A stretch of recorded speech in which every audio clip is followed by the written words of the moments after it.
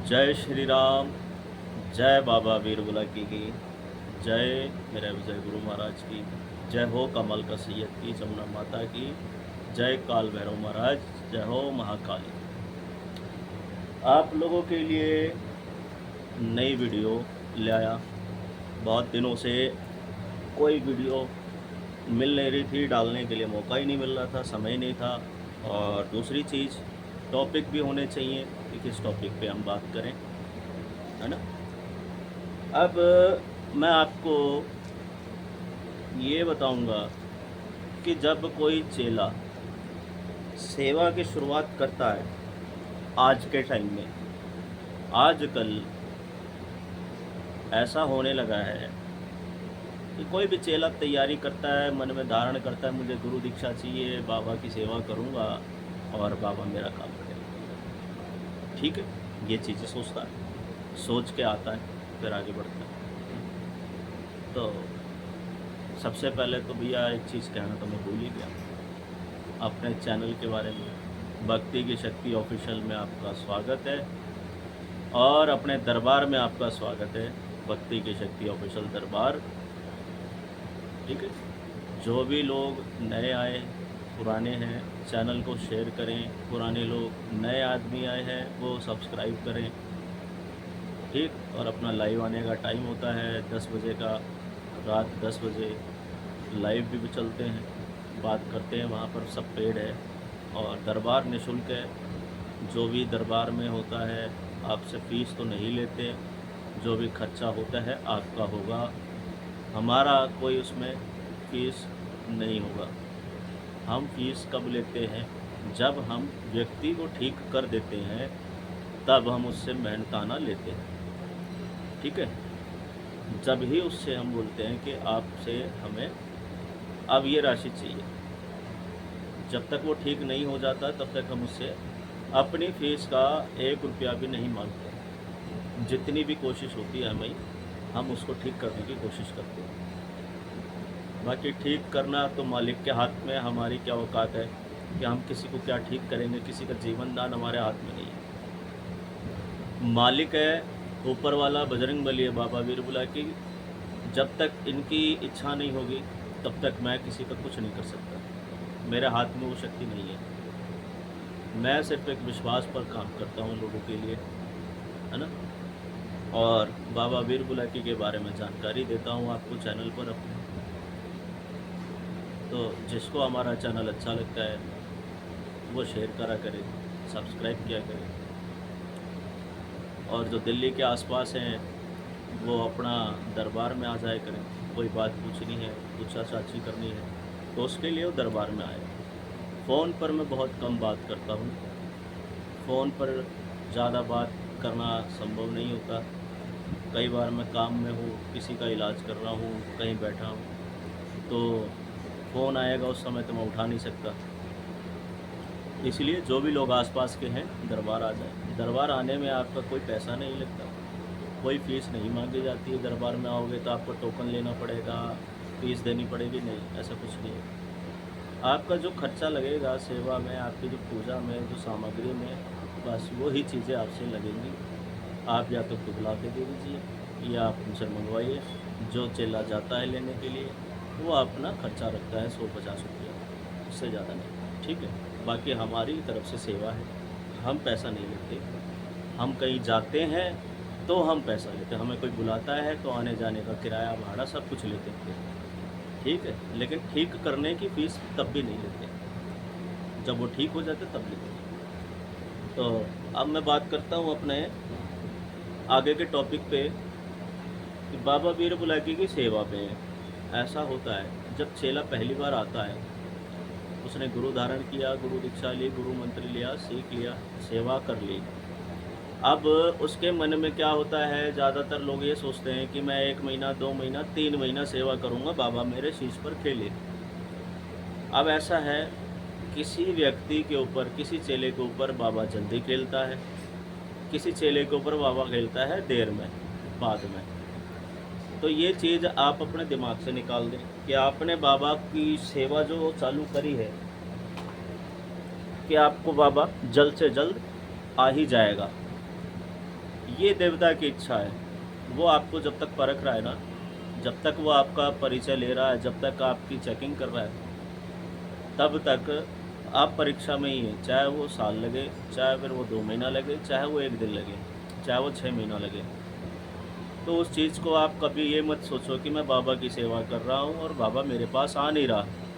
ठीक, यही समस्या कई चेलों की है। और कई चेले ऐसे हैं जो 1 महीना पहले आए थे और अगले महीने बाबा आया, खेले कूदे, अखाड़ा किए, चले गए, अपनी सेवा कर रहे हैं। हर चेले का गुण अलग है, हर चेले की कुंडली अलग है, हर चेले का विधान, सोचने का समय, सोचने समझने का, सेवा का अलग अलग है।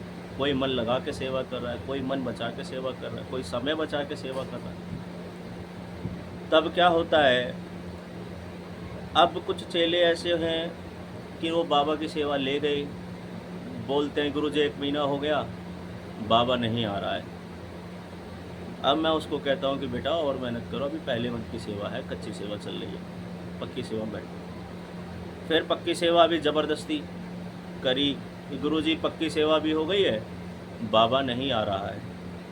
अच्छा ठीक है, मैंने कहा भाई तीसरी सेवा भी करो, ऐसे ऐसे करो।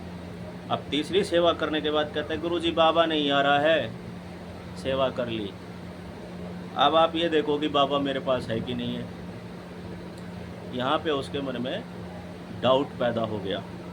अब गुरु ने तो उसको बीड़ा दिया, गुरु ने देवता दे दिया, सेवा दे दी, उसको अपने गुरु पर ही भरोसा नहीं है। जो भी शिष्य अपने गुरु पर भरोसा नहीं करेगा वो हमेशा भटकेगा। गुरु ने कह दिया कि आप सेवा करो, और जब तक गुरु नहीं कहता कि बेटा आप तेरी सेवा पूरी हो गई, तब तक सेवा करो। ठीक, अब बच्चे क्या सोचते हैं कि 1 महीना 2 महीना 3 महीना सेवा करी, सेवा करके अब हमारे पास बाबा आ जाना चाहिए। तो ऐसा नहीं होता है। जितनी सेवा करोगे उतना ही आपका फ़ायदा है, आगे जाके आपको उसका फल मिलेगा। अब कुछ बच्चे ऐसे भी हैं, किसी पे जल्दी खेल गया बाबा, 2 महीने 3 महीने दबा के सेवा करी, चौथे महीने से कोई सेवा नहीं, कोई कुछ नहीं, हुक्का लगाया लगाया, नहीं लगाया तो जय श्री राम। अब वो क्या करते हैं, 3 महीने 4 महीने की सेवा करके अब वो चला रहे हैं दरबार चलाना शुरू किया। अब उन्हें ये नहीं पता कि कितने प्रकार के भूत प्रेत पिशाच सब होते हैं। उन्हें ये नहीं पता कितने प्रकार की चुड़ैलें हैं, डाकनियाँ हैं, शाकनियाँ हैं, प्रेतनी है, प्रेत हैं, पिशाच हैं, ब्रह्म है, कितने ब्रह्म हैं, कितने मसान हैं, कितने खबीज हैं, कितने जन हैं, कितने किन्नर हैं, कितने गंधर्व हैं, कितने देव हैं। इनके बारे में नॉलेज नहीं है, लेकिन दरबार चालू कर बैठे। उसे नॉलेज है सिर्फ बाबा की, मसानी की, काली की, इसकी उसकी, रोड की, चौराहे की, सब चीज़ों की। लेकिन जब कोई चीज़ भारी पड़ जाती, कोई जिन आ गया, तो फट से फ़ोन घुमा के गुरुजी देखना ज़रा क्या हुआ है, क्या चीज़ है, मेरी समझ में नहीं आई। वो समझ में ना आने का जो कारण है ना, एक ही कारण है कि आपने 4 महीने की सेवा करके अपने आप को बहुत बड़ा भगत समझ लिया। जो लोग आंख बंद करके सेवा में लगे रहते हैं सालों साल, वही लोग समझ पाते हैं कि कितनी चीज़ें हैं, किस तरह का रोग है, क्या बीमारी शरीर में है, क्या चीज़ें हो रही हैं, घटना क्या घट रही है। उस घटना के आधार पे वो समझ जाता है कि ये चीज़ का काम है, इसका नाम ये है, वो तुरंत बता देगा। जब 1 2 साल 3 साल सेवा में लगा हुआ है तो उसको ज्ञान मिलेगा ना, या उसको ज्ञान मिलेगा जो 3 महीने 4 महीने दरबार लगा के बैठ गया।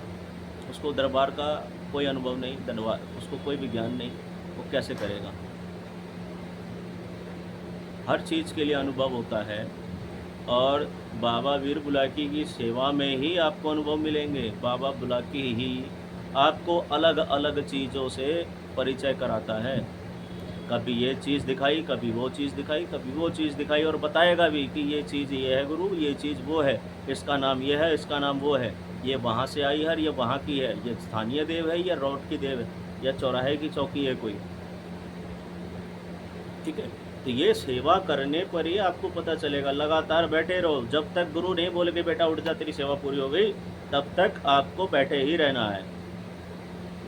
बच्चे ये सोचते हैं कि यार गुरुजी ने 2 महीने की सेवा दी थी, हो गई पूरी, मैं भगत बन गया। जो 3 महीने की सेवा होती है ना शुरुआती दौर की, उस समय तो सिर्फ आप अपना बचाव कर रहे हैं, सेवा करके देवता से अपने घर का काम करा रहे हैं, अपने घर का इलाज करा रहे हैं, अपना इलाज कर रहे हैं। 3 से 4 महीने तक तो यही चलता है।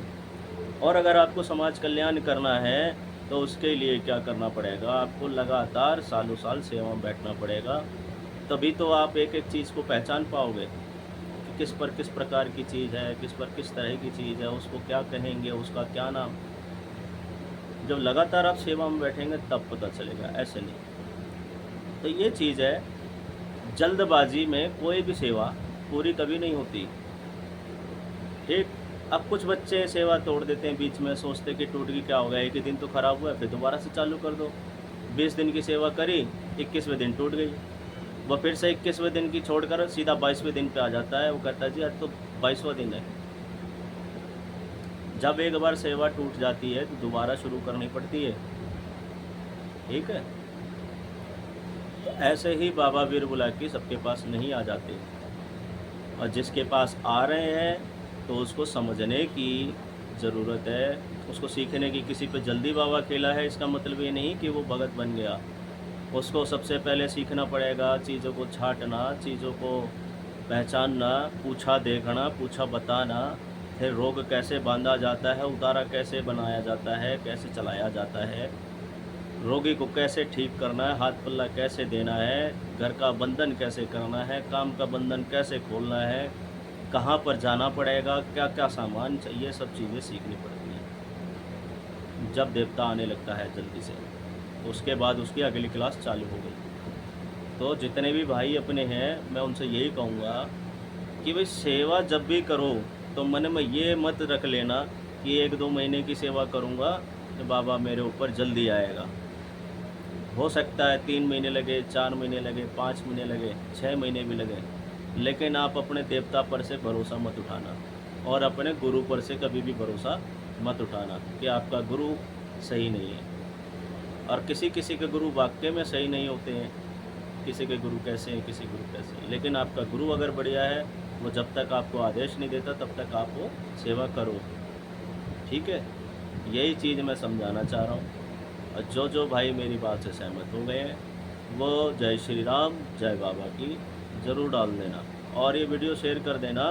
जो भी अपने नए बच्चे सेवा में बैठे हैं, जो भी बच्चे सेवा करना चाह रहे हैं, उन तक उनको ये वीडियो ज़रूर दिखाना। समझ जाएंगे तो मन में एक भाव अलग जगेगा कि मेरा देवता मेरी परीक्षा ले रहा है, कोई बात नहीं। और जब देवता परीक्षा लेता है ना सेवा के बीच में, तो ऐसे ऐसे दिन देखने पड़ जाते हैं कि आपके पास 1 रुपया भी नहीं होगा जेब में, खाने को रोटी भी नहीं मिलेगी शाम को, लेकिन फिर भी आपको सेवा देनी है। और आप उस बुरे वक्त से निकल गए तो आने वाला समय आपका मालिक ऐसा बना देगा कि कभी उन सब चीज़ों की तरफ लौट कर देखना नहीं पड़ेगा। मालिक इतना आशीर्वाद देगा। ठीक है। समझ गए होंगे, अच्छी बात है। नहीं भी समझे होंगे तो दोबारा वीडियो देख लेना, 10 बार देख लेना। ठीक है भाई। सभी को जय श्री राम, जय बाबा की, जय गुरु महाराज की, जय गुरु गोरखनाथ की। सभी खुश रहो, मस्त रहो, व्यस्त रहो, और बाबा आशीर्वाद दिए सबको दे। जय श्री राम।